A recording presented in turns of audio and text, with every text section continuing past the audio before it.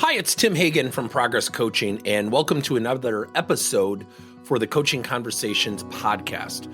Now, we are on Stitcher, we are on iTunes, and multiple different channels. Please check us out.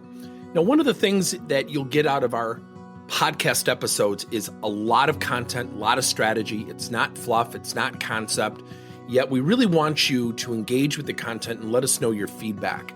If you have any questions, feel free to reach out to us. If there's topics you'd love to have us address, we would love to share them with you. Let us know your impact and let us know your feedback. One of the major questions that comes up in the workplace right now is how will AI affect coaching? How will it affect leadership? Let me just focus on coaching for a second. When we think about coaching, it's an investment in another person to make a decision. Often coaching can be misunderstood as it's my responsibility to get that person to change or improve.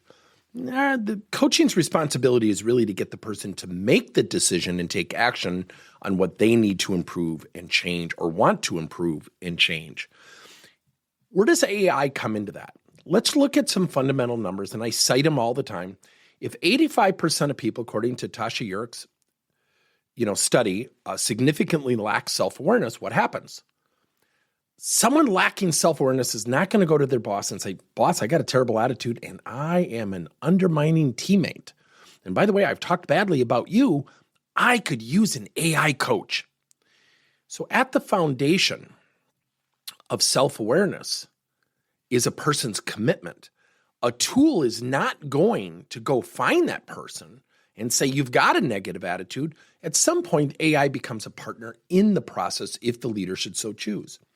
Now, if somebody is engaging with an AI tool and it's not giving that individual what they want, what's ultimately going to happen? What's ultimately going to happen is that person is going to have a blind spot. They're not going to really look in the mirror and realize things, but they're going to go to an AI tool, and if they don't get what they want, they're going to say, "Well, this is dumb."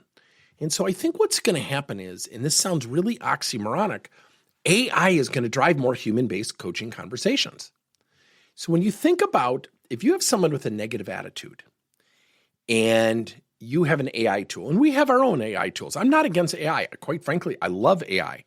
You might get an AI tool and say to your employee, "Every week I want you to ask 3 improvement questions as it relates to what you're working on." So maybe it's attitude, teamwork, motivation. I want you to ask 3 questions such as, what can I do to be a better teammate? What can I do to raise my motivation? What can I do to help me discover my motivation and passion? Now the AI tool becomes your partner. So we have to have a very structured expectation if AI is going to be our partner in coaching. What are your thoughts? Thank you for listening to another episode of Coaching Conversations by Tim Hagan and Progress Coaching. Now, our company is always coming out with new and innovative solutions to help leaders coach their employees.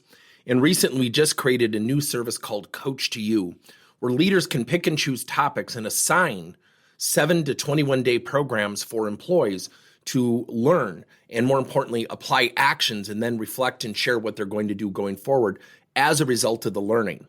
It's called Coach to You. We're literally bringing coaching to your employees. If you're intrigued, we'll have a link in each one of our episodes where you can get more information. And again, thank you so much for listening to another episode.